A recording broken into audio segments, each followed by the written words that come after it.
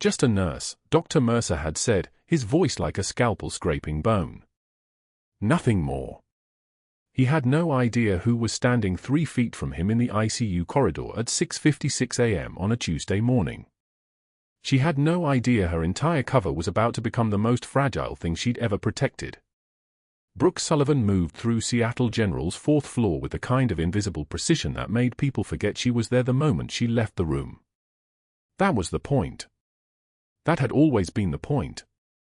12 years of service, 3 combat tours, 2 Purple Hearts, and a call sign that still echoed in classified briefing rooms across the Pentagon, all of it compressed into a single identity, an unremarkable civilian nurse in navy blue scrubs, hair pulled back, no jewelry, no distinguishing marks.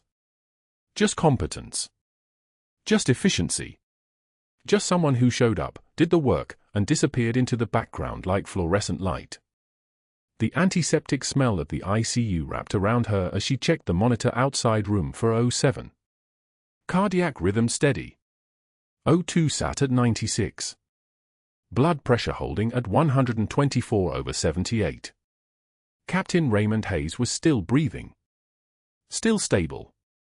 Still alive, which was the entire reason Brooke was here, embedded in this hospital in San Antonio, Texas, maintaining a cover so complete that even the nursing director thought her file was unremarkable. She hadn't slept in 37 hours. Not because of the night shift rotation. Because every time she closed her eyes, she saw Dylan's face the way Hayes had described it to her in the briefing, not in his current hospital bed, but 2 years ago in Fallujah, Jolan District, bleeding out into the sand while Hayes held him and whispered that help was coming. That his mom would want him to be brave. That she had taught him how. The folded flag in her work locker had been touched 847 times. She had counted. The edges were soft now, the creases worn smooth. It sat beside her keys and her badge, next to a coffee mug that said "World's Okayest Nurse" in letters that were peeling away. A joke from some coworker she couldn't remember. A perfect cover. No one suspects the woman with the corny mug. Sullivan. The voice came from behind her like a boot heel on tile. You're crowding the corridor. Brooke turned without hurrying. Dr. Mercer stood 6 feet away, his white coat pristine, his stethoscope draped across his shoulders like regalia. His shoes were the kind that cost 3 months of her nursing salary. His watch was a Rolex, steel, probably $12,000, catching the fluorescent light as he checked the time. Everything about him said privilege. Everything about him said he had never once questioned whether the world owed him deference. "My apologies, Doctor," Brooke said, stepping aside. Her voice came out soft. Deferential. Exactly calibrated to be forgettable. "I was just checking the morning vitals." Vitals? He said the word like it was stupid. Like she was stupid. You do understand that the actual physicians check the vitals, don't you? Your job is to follow the protocols we establish. Not to think. She didn't flinch. She didn't blink. Her jaw didn't clench, at least not visibly. The tremor that wanted to run through her hand stayed locked down deep, the way it had stayed locked down under mortar fire, the way it would stay locked down for however long this mission took. Understood, Brooke said. Nursing school must have lowered its standards considerably, Mercer continued, moving closer, his presence filling the space like someone had turned up the volume on everything. I had assumed even the baseline requirements would screen out people who don't grasp simple hierarchies. But here you are. Thinking you can manage patient care decisions. The thing about combat was that it taught you what fear actually was. Real fear, the kind that came when you were standing in a trauma bay with 5 rounds incoming and nothing but a field pack and whatever you could remember from training. This wasn't fear. This was noise. This was a man with institutional power and a comfortable life, using words like weapons because he'd never felt the weight of an actual one. Brooke let the silence stretch. She had learned that silence was more powerful than any response she could give. Silence meant his words were falling into empty space. Silence meant he couldn't break what he couldn't reach. "You're dismissed," Mercer said, turning away. His shoes clicked against the tile floor, 1, 2, 3, echoing down the corridor as other nurses pretended not to have heard. And stay away from room 407. Captain Hayes is under my direct supervision. The room went so quiet you could hear the ventilator in room 405 working its mechanical rhythm. Brooke waited until Mercer had disappeared around the corner before she moved. She pulled up the electronic chart on the nearest station computer, her eye scanning Hayes's labs with the kind of attention that went beyond protocol. Troponin levels stable. No new cardiac markers. Hemoglobin holding at 9.2 after the transfusion yesterday. The orthopedic team had clearance to begin physical therapy on the Baghdad injury, third-degree burns across his left shoulder and upper arm, the kind of wound that came from an IED blast, the kind that came from being in exactly the wrong place when exactly the wrong thing happened. Dylan had been beside him when it happened. She closed her eyes for 1 second. Just one. Long enough to breathe. Long enough to push the image back down into the place where she kept all the images. The place was getting crowded. The morning shift started at 7 a.m. Brooke was already 40 minutes into her work, the chart documentation meticulous, every notation precisely timed and impossible to argue with. She moved through the ICU like a ghost, checking monitors, replacing fluids, ensuring that every piece of Captain Hayes's recovery was exactly as it should be. Other nurses moved around her in the way people moved around fixtures. She was part of the landscape now. Part of the background. Just a nurse. At 7:23 a.m., the unit secretary called a code in room 309. Brooke was on the way to Hayes's room when the announcement came through the speaker system. Without hesitating, she diverted. A 62-year-old male post-op patient with irregular cardiac rhythm. The attending was already there, not Mercer, thank God, and Brooke moved into position with the automatic precision of someone who had run codes in field conditions that made this hospital room look like a spa. She helped position the monitor leads. She called out rhythm assessment. She pushed epinephrine at the 1-minute mark, her hand steady as a surgical laser as she drew up the dose from the crash cart. 3 minutes. The patient converted back to normal sinus rhythm. Nice work, Sullivan, the attending said, breathing hard. You move fast.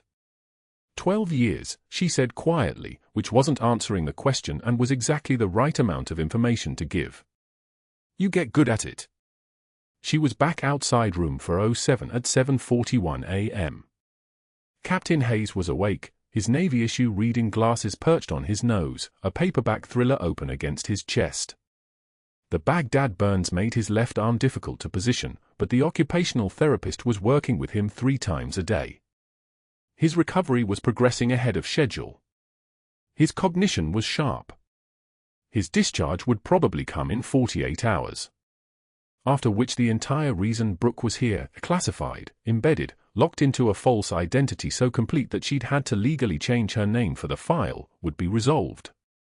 Hayes would go home. The intelligence she was here to gather would be reported through channels. And Brooke would go back to whatever the Pentagon decided came next. She had 7 days left here. Maybe less. Morning vitals, Captain, Brooke said, moving into the room with her blood pressure cuff already in hand. Protocol. Everything by protocol. Everything by the book that Dr. Mercer had written. Hayes looked up from his book. His eyes were the color of the Atlantic before a storm, and they were studying her with a kind of intensity that made her understand why Dylan had followed him into combat. The kind of attention that meant he was watching.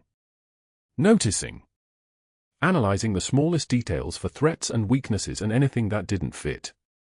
Sullivan, he said, and his voice was the kind of calm that came from having already survived the worst. How's your morning? Quiet, she said, wrapping the cuff around his right arm, the burn side requiring gentleness. Code in 309. Post-op patient. Converted after 3 minutes. You handled it. Protocol, she said. Blood pressure's good. 124/78. No, I mean. Hayes paused, his eyes not leaving her face. You handled it well. I could tell from the way you move. You've done this before. Brooke's hand didn't shake. Her jaw didn't tighten. Her eyes didn't betray the fact that Captain Raymond Hayes, her son's commanding officer, the man who had held Dylan as he died, the man whose safety was the entire weight of this mission, was looking at her like he recognized something. Like something in her movement had triggered recognition. But that wasn't possible. He had no idea who she was. The classified briefing had been explicit on that point. Hayes did not know about the embedded asset. His safety was being managed without his knowledge or consent. That was the mission parameters. 7 years as an ICU nurse, Brooke said, which was technically true if you weren't counting the combat medic certifications or the military training or the fact that she had held trauma bays open with her own hands while mortars came down around her. You pick things up. Hayes nodded slowly. He was still watching her. Still analyzing. Still doing that thing where he saw more than she wanted to be seen. Your son, he said quietly. Dylan Sullivan. You're his mother. The room went completely still. The ventilator in 405 seemed louder than it had been before. The heart monitor outside showed a steady blip-blip-blip rhythm that had nothing to do with her own cardiac response, which was running at exactly 142 beats per minute, tachycardia, stress response, controlled but measurable. Yes, Brooke said. Just one word. No explanation. No breakdown. No tears. Just acknowledgement. Hayes set his book down very slowly. I held him when he died, he said. I told him his mother had taught him how to be brave. He said. Hayes stopped. His jaw worked. His hands gripped the blanket. He said to tell you he believed that. He said to tell you he was proud of that. Of being brave because of you. The folded flag in her locker suddenly felt like it weighed 1,000 pounds. The antiseptic smell became sharp. The fluorescent lights buzzed like they were alive. The corridor outside room 407 was completely silent, which meant someone might have heard, or no one had heard, or the world had just stopped moving and nobody had bothered to tell her. Brooke stood there with the blood pressure cuff in her hands and did not break. She did not tremble. She did not cry. She did exactly what she had been trained to do in every situation that required survival. She breathed, she held still, and she kept her composure like it was armor. Your pressure's good, she said. I need to move to room 408. She didn't wait for him to respond. She turned and walked out, her shoes clicking against the tile floor. 1, 2, 3, 4, the sound perfectly measured, perfectly controlled, perfectly unremarkable. The truth was waiting somewhere in the structure of this hospital, in the protocols and the systems and the careful layers of her cover. The truth was that no amount of Navy training prepared you for the moment when the dead came looking for their debts. Grand rounds at Seattle General started at 0800 sharp, and Brooke Sullivan stood with her back against the ICU conference room wall where no one could see her flinch. 12 medical students in crisp white coats flanked for attending physicians, everyone watching Dr. Mercer as he commanded the space like a general surveying a battlefield. The projector hummed, casting his shadow enormous against the far wall. He clicked to her documentation on Captain Hayes's chart, lingering on the dressing change from yesterday, the 4x4 gauze pad she'd layered, the meticulous charting in her own handwriting. Let's discuss Nurse Sullivan's creative interpretation of protocol, Mercer announced, his voice pitched to Carrie. He zoomed in on the supply notation. Can anyone tell me why we don't waste half the supply closet on a simple post-surgical wound? One of the fourth-year residents actually flinched. A student's pen stopped mid-note. Mercer continued, his tone dripping with mock concern, the kind of false empathy that made cruelty sound like education. Nursing school must have different standards now. In my day, we learned efficiency. Cost analysis. The difference between care and excess. He turned to face his audience fully, his expression a masterclass in manufactured disappointment. I'm trying to understand how someone with that level of attention to detail made it through credentialing at all. The room had that peculiar quality of held breath, everyone watching the subordinate to see if she would break. Brooke felt their eyes slide toward her. 13 pairs, maybe 14. She kept her face flat, her breathing steady, her hands loose at her sides. This was nothing compared to trauma bays in Baghdad where the explosions came first and the screaming came after. This was nothing. Mercer lingered, waiting for her to respond, to apologize, to shrink. When she didn't, he pivoted back to the chart with visible irritation tightening his jaw. He'd expected tears or stammering. Instead, he'd gotten silence that felt like a wall. The rest of grand rounds crawled past. She listened to conversations about cardiac output and renal function and lab values climbing or falling in ways that mattered to people who still believed their own press releases. When it finally ended, the residents dispersing, the students scattering back to their assignments, Mercer caught her eye across the room with the look of a man who'd just added something to a mental list. 2 hours later, Brooke was alone at the vending machine on the 4th floor, feeding dollar bills into the slot that usually jammed on the first attempt. It always jammed. She was working on the second bill when she heard him coming, footsteps that tried too hard to be quiet, a cologne that arrived like a chemical announcement. Mercer leaned against the machine beside her, close enough to establish dominance, far enough to avoid any accusation of physical threat. "You know, Sully," he said, using the nickname like a slur, like a diminishment of whatever her actual name was.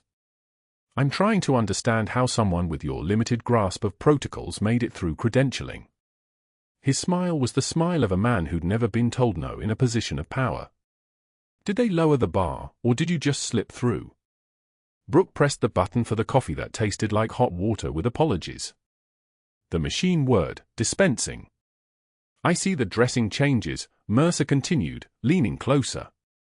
His breath carried the metallic edge of something pharmaceutical, uppers, probably, or someone's anxiety medication he'd prescribed himself. "I see the waste. I see someone who didn't learn the same standards I did." His voice dropped, acquiring that particular tone doctors used when they were about to make a threat sound like concerned mentorship. "Follow the protocols I set here, or I'll have security escort you out. We have standards. Professional standards." He waited. Predators always waited. They wanted to see the prey flinch, wanted to confirm their power by watching someone smaller absorb the hit. Brooke turned to face him fully. Her coffee cup dangled from her fingers. Her eyes, grey as winter Atlantic before a storm, held the kind of calm that came from surviving things that had no safe way to survive. When she spoke, her voice dropped half an octave, each word precise as a blade finding cartilage. "Strange how your protocols always seem to require ordering from suppliers owned by your brother-in-law." She let that sit in the air between them like a weapon. "I've been keeping track." The color left Mercer's face in a visible drain, like someone had opened a valve. His hand, frozen on the vending machine button, trembled slightly. His mouth opened, then closed. She could watch him calculating in real time. How much did she know? What was the damage exposure? Was she about to go to administration or the board or the FBI or that one news outlet that specialized in hospital fraud? The 247 supply orders over 18 months, Brooke continued, her voice like a tank idling in a garage, dangerous and patient. Consistently 30 to 40% marked up from standard hospital rates. All routed through MedTech Logistics, which is registered to your brother-in-law's holding company in Delaware. All approved by you. All without competitive bidding. She turned and walked away, her movements carrying the kind of controlled precision that belonged to someone who'd disarmed explosives in 100-degree heat. "That's the kind of detail we focus on in my line of work, Dr. Mercer. Efficiency. Attention to detail." She didn't look back. She didn't need to. She could feel him standing there, his entire institutional power suddenly fragile, a house built on procedure and credibility, and she'd just found the termite marks.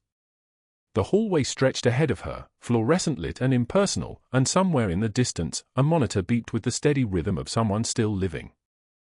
But that wasn't the worst part, and Brooke knew it as she climbed the stairs to the 3rd floor. Mercer would move. Men like him didn't absorb hits, they distributed them. He would build documentation. He would create a paper fortress so meticulous that no accusation could penetrate it. He would file reports and notation and formal complaints, and he would make absolutely certain that when the retaliation came, it would be legally bulletproof. She had maybe 72 hours before he made his move. That evening, Mercer sat in his office with the door locked and his computer monitor angled away from the window. His hands moved with surgical precision, composing emails that sounded concerned rather than punitive. He began building his fortress in fragments, a notation about her dressing change technique, a query about her nursing school credentials, a routine observation that her hand seemed less steady than ideal for direct patient care. 17 different forms, each one a brick a potential justification for termination. By 21:47 hours, he had the framework complete. By 22:01, he'd sent copies to Human Resources, to the Chief Nursing Officer, to the Risk Management Department. By 22:45, he'd documented the vending machine conversation, though his version omitted what he'd said and focused entirely on her aggressive tone and implied threats regarding personal conduct. He was meticulous. He was competent.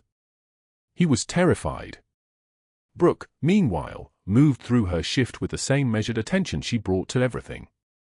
Room for 04, vitals check. Room for 09, pain assessment. Room for 11, discharge instructions for a post-op appendectomy who kept crying about the bill. She'd saved lives in sandstorms and darkness. She could manage this hospital. She could manage Mercer. She could manage the weight of carrying Dylan's funeral flag in her uniform pocket, pressed against her ribs like a second heartbeat. What she couldn't manage was Captain Hayes calling her name as she passed his room at 2,315 hours. The monitor alarm shrieked at 0407 hours. Brooke's eyes snapped open before the sound even registered in her conscious mind. Muscle memory. Combat medic instinct. The kind of alertness that doesn't sleep, just pauses. She was moving before her feet hit the floor of the break room, past the cold coffee she'd abandoned 3 hours ago, through the darkened corridor toward room 407, where Captain Raymond Hayes lay in the dark with something very wrong happening inside his chest. His oxygen saturation was dropping. She could hear it in the machine's ascending panic, the beeps accelerating from their normal rhythm into a staccato wail. 94, 88. 82, the numbers bleeding downward like a countdown nobody wanted to watch. Brooke burst through the door. Hayes's eyes were wide, the kind of wide that comes from not being able to breathe, from the sudden crushing pressure of air where there should be none. His skin had gone the color of old marble. The monitors screamed their electronic distress in the pre-dawn darkness while the night shift nurse, a kid named Marcus, maybe 6 months into his career, stood frozen by the foot of the bed, his hands hovering uselessly over the call button he'd already pressed. "Step back," Brooke commanded. It wasn't a request. It was the voice she used only in extremis, the voice that had directed field operations in Helmand Province, the voice that made people obey without question. Marcus moved. He didn't ask why. He just stepped back. Brooke's hands moved on their own. 18 years of training doesn't need permission. Doesn't need a doctor's signature. Doesn't need policy approval when a man is drowning in his own atmosphere. She was already reaching for the emergency kit, already locating the 14-gauge angiocath needle, already palpating his second intercostal space at the midclavicular line. Her fingers found the landmarks like reading a map she'd memorized 1,000 times. The rib, the space, the exact point where the needle needed to go to release the pressure building in his chest cavity like a pressure cooker about to explode. Hayes's lips had taken on a blue tint. 76% oxygen saturation. His heart rate was climbing past 140 now, a desperate animal trying to pump blood through a body that couldn't breathe. The ventilator beside his bed wheezed its steady mechanical rhythm, utterly indifferent to the crisis unfolding 2 feet away from it. "This is going to feel like pressure," Brooke said, and her voice was steady, the steadiness that comes from having done this before, from having done this in a trauma bay in Sanjin Valley with mortars landing outside and no backup for 6 hours and a 19-year-old Marine whose lung had collapsed from shrapnel. Pain is data. Pain is information. But this wasn't about Hayes's comfort. This was about Hayes's next breath. She pressed the needle into his chest. The hiss of air escaping was instantaneous, a long, urgent whistle of pressurized gas rushing out of a space where it didn't belong. The sound was almost a relief. almost musical in its wrongness being set right. Hayes's shoulders dropped. His breathing began to slow from panicked gasps into something approximating normal rhythm. 82% oxygen saturation. 88%.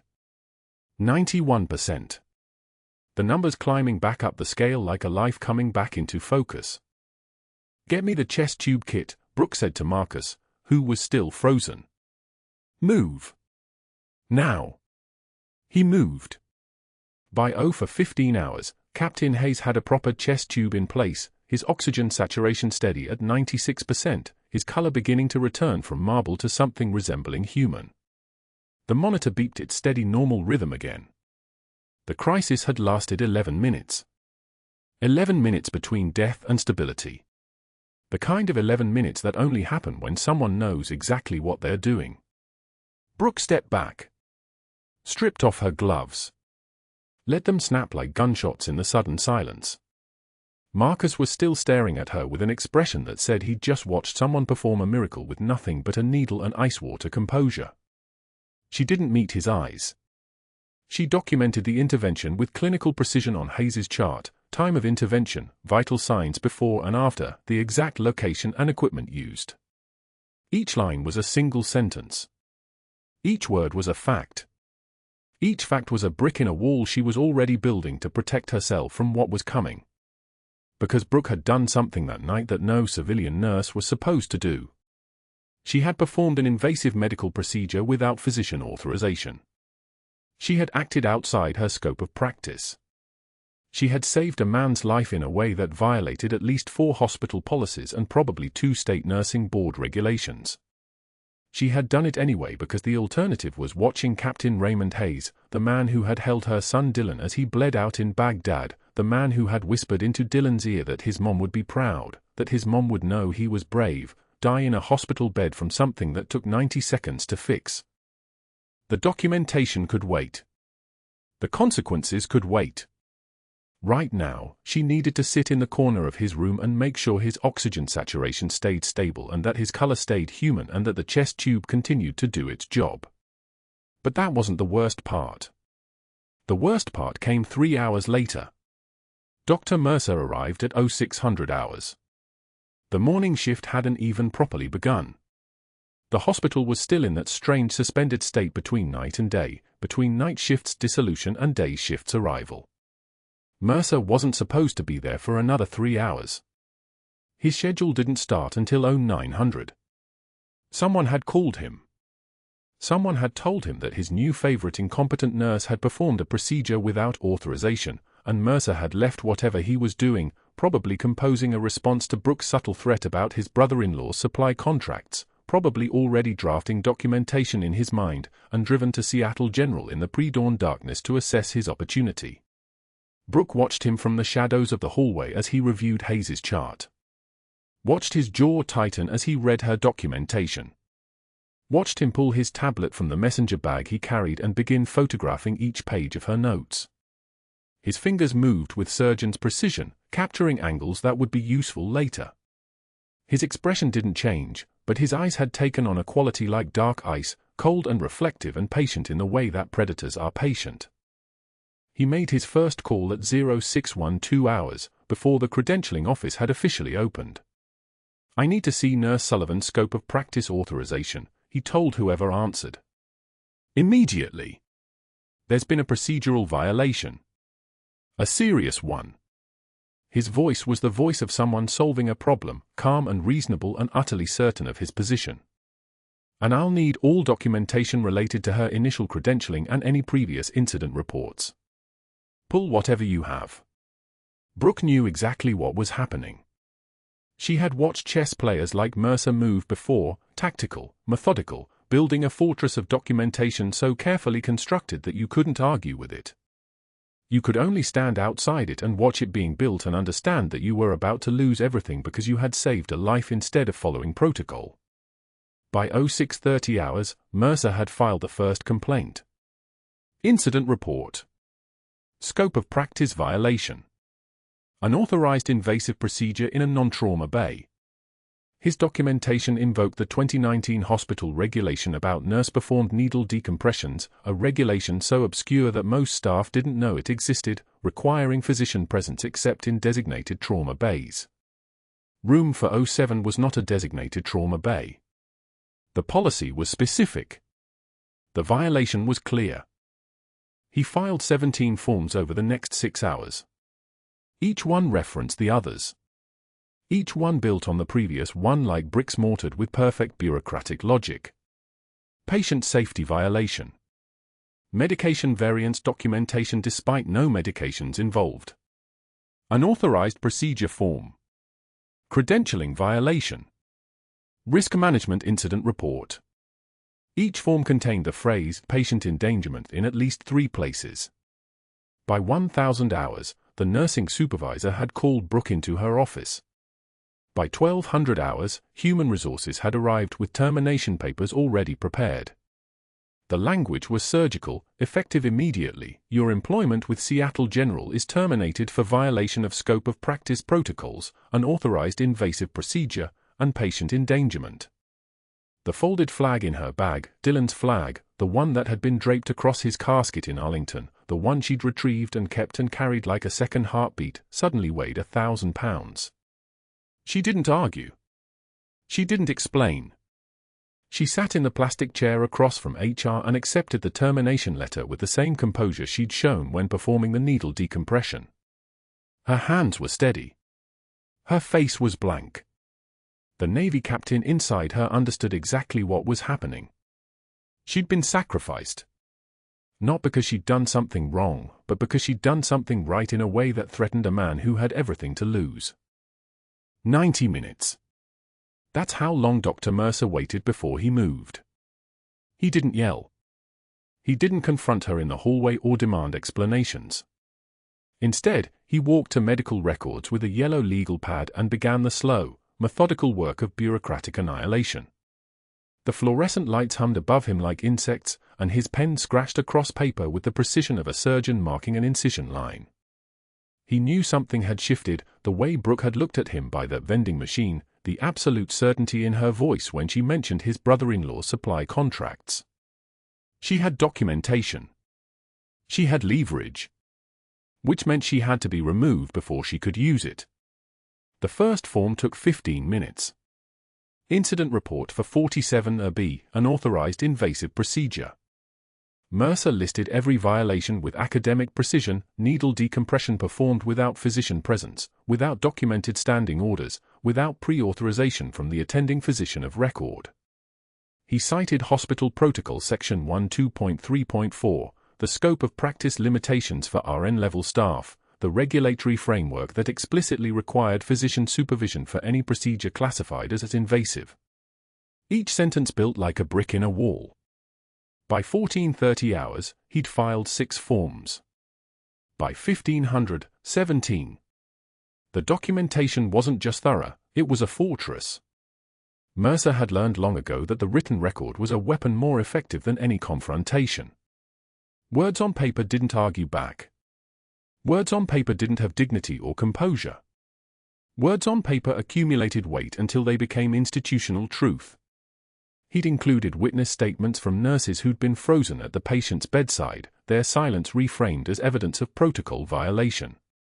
He'd pulled the hospital's insurance liability clauses and cross-referenced them with state nursing board regulations.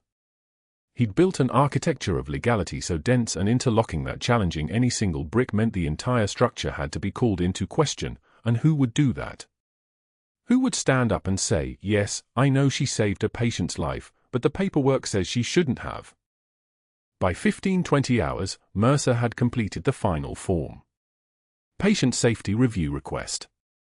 He'd flagged it for immediate adjudication. Then he'd walked to administration and delivered the stack to Janet Chen, the hospital's compliance officer, with her expression of deep concern. I'm worried about our liability exposure, he'd said quietly. This needs to move fast. Brooke sat at her kitchen table in San Antonio, still wearing scrubs that no longer belonged to her. The hospital badge clipped to her pocket was already deactivated in the system. She'd gotten a call at 15:10, HR speaking in careful, official tones about immediate separation of employment and pending investigation into protocol violations. They told her to leave the premises. They told her security was already processing her termination paperwork.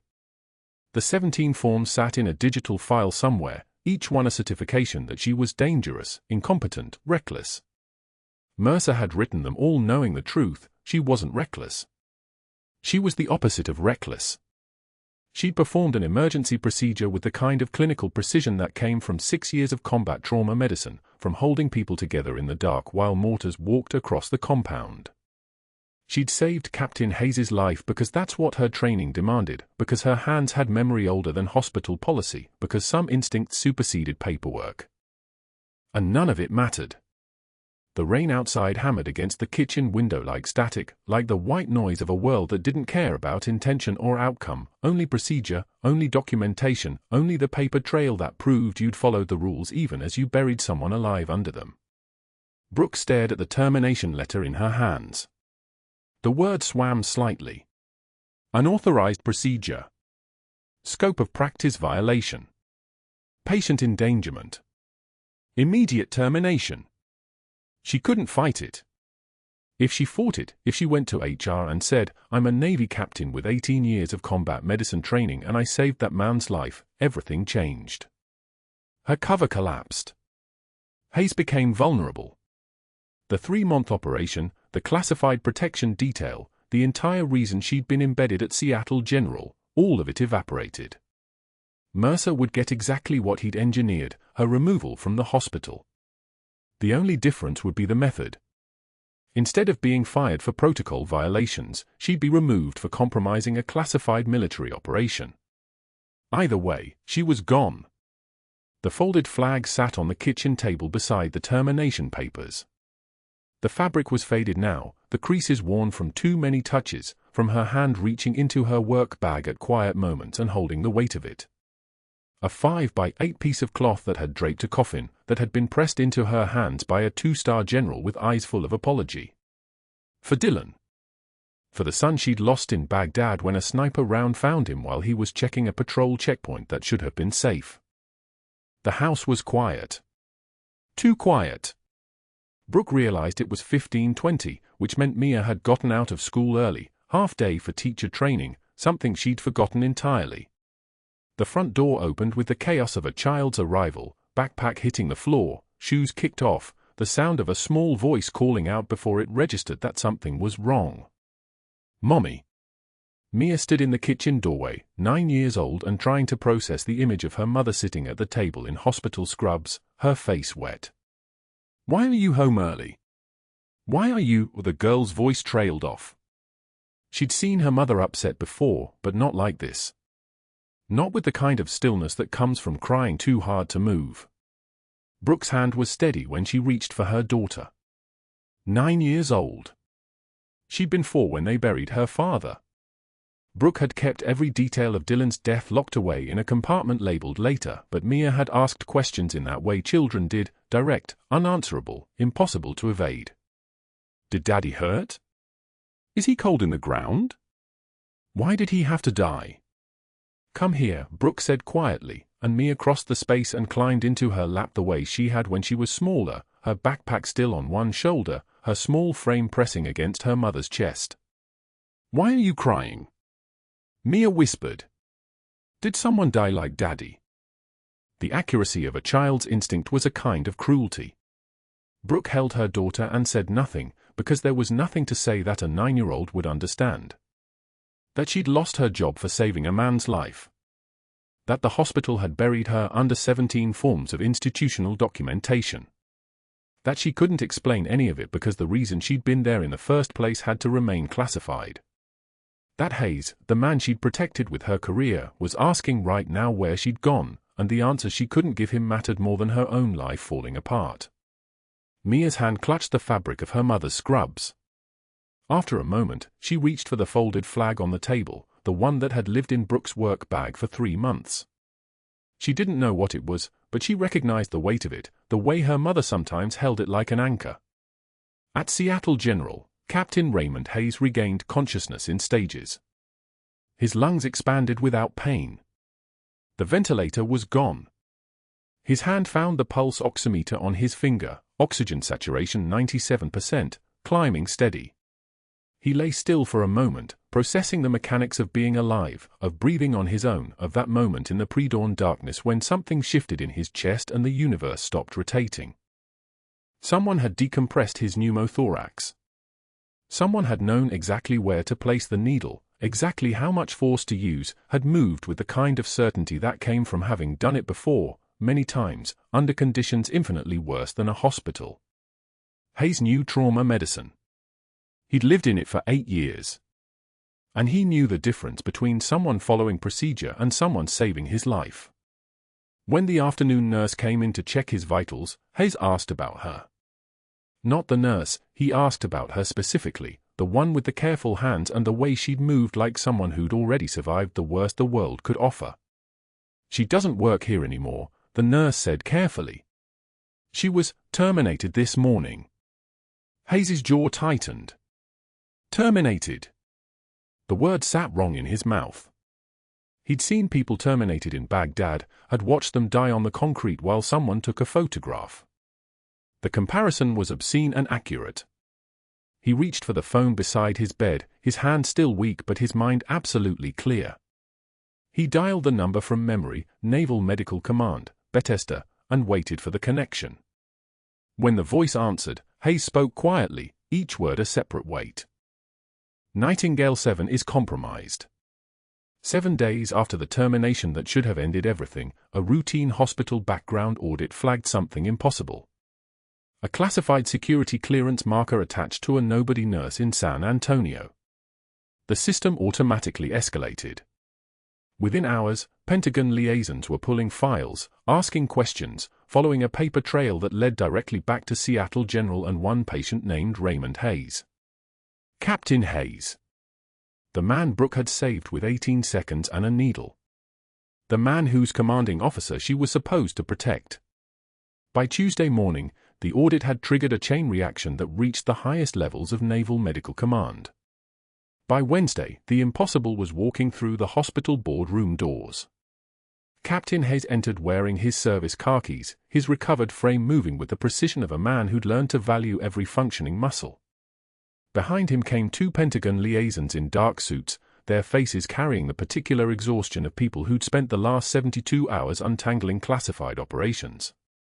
The board had convened to hear Dr. Mercer present his case for Brooke's permanent termination. They were not prepared for what came next. Hayes approached the table with the quiet authority of someone accustomed to rooms obeying him. He didn't sit.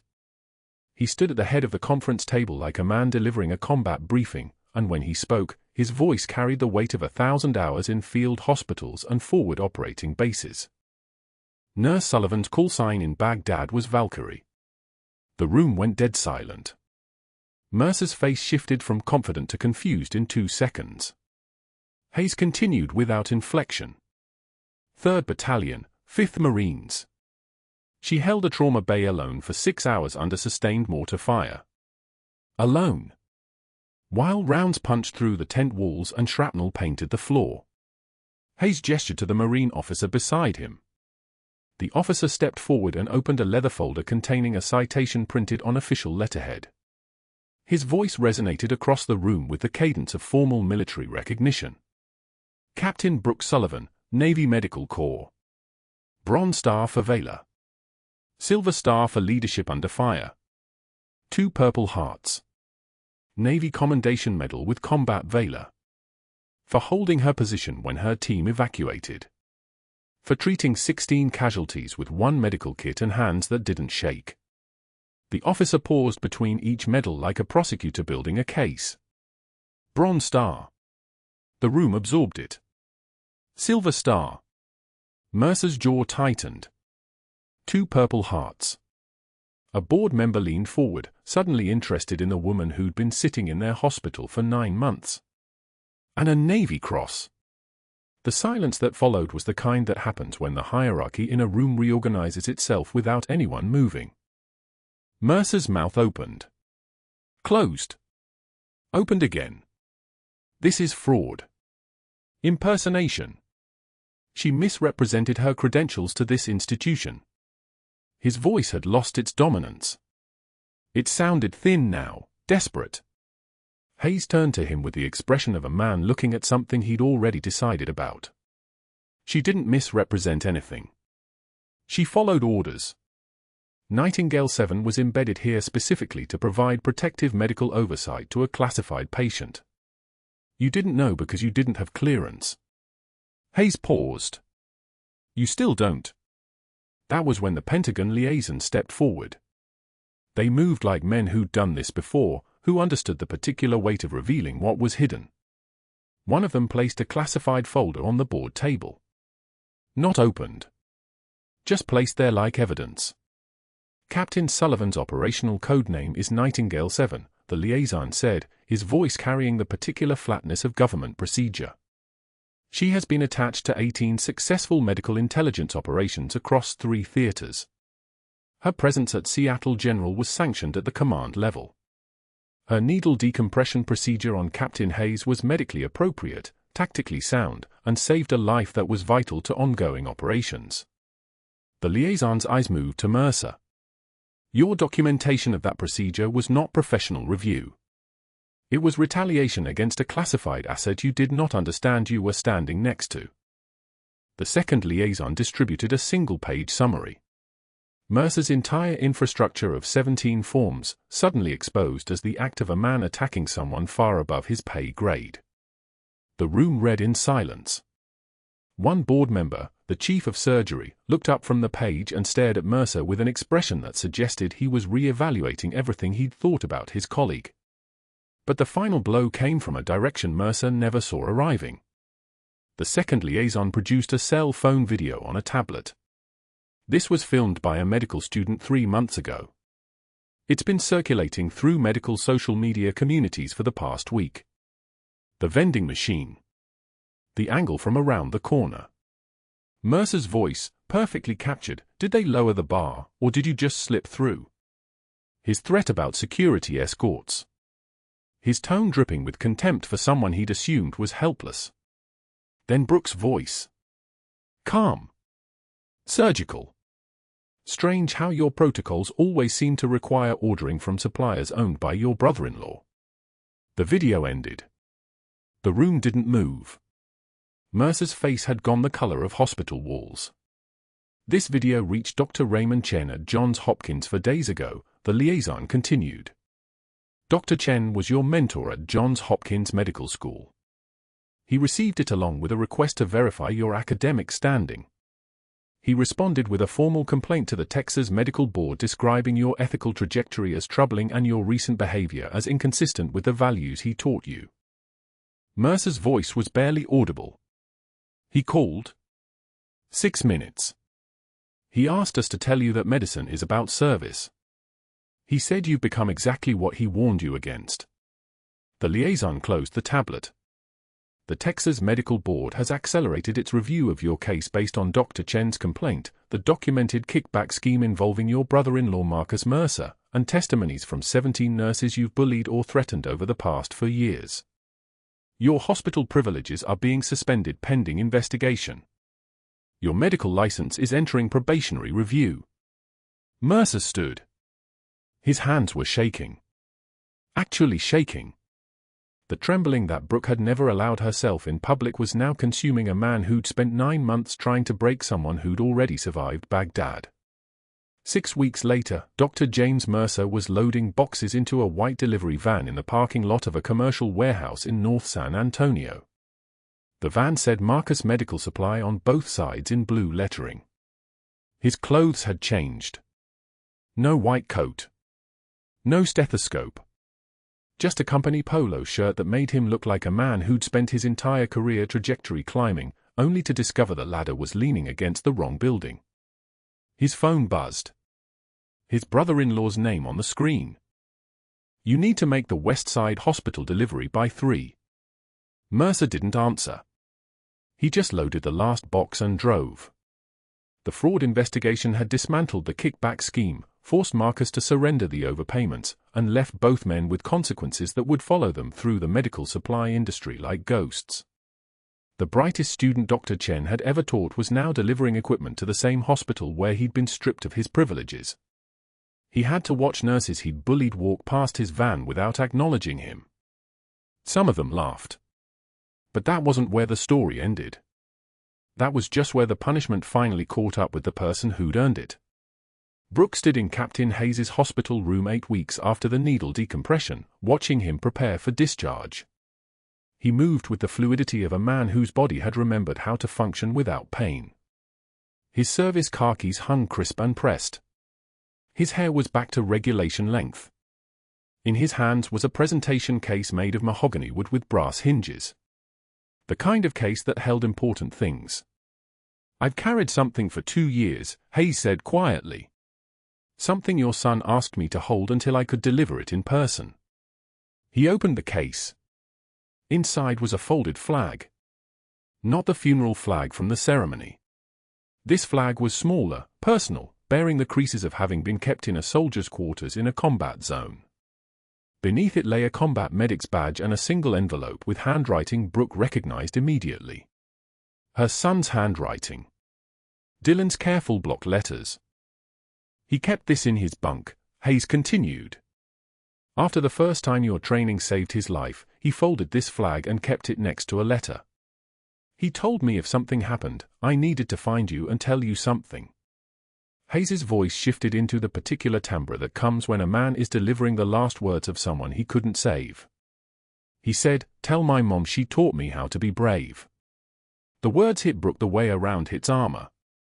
The impact absorbed somewhere deep enough that it takes a moment to understand you're still standing. She reached for the flag with hands that were allowed, finally, to shake. 9 months of composure, of holding everything so tight that even her breathing had become controlled, finally released in a single tremor that she permitted herself because the room was small and the moment was sacred. Mia, standing beside her mother in her Sunday dress, didn't understand the gravity yet. But she would. Children absorb importance from the way adults hold themselves. She watched her mother's hands tremble with the flag, and something in her recognized that this shaking was different from the shaking of fear. This was the shaking of weight being set down after a long carry. Hayes knelt to Mia's level. "Your mom and your brother saved a lot of people. I'm one of them. Do you understand?" Mia nodded seriously. "Mom's a real captain." "The realest kind," Hayes said. Seattle General had offered Brooke her position back with a formal apology and a commendation in her personnel file. They'd offered her a promotion to head nurse of critical care. They'd offered her compensation and recognition and every institutional acknowledgement they could manufacture. She'd accepted none of it. She had other orders. Naval Medical Command wanted Nightingale 7. There was a new assignment.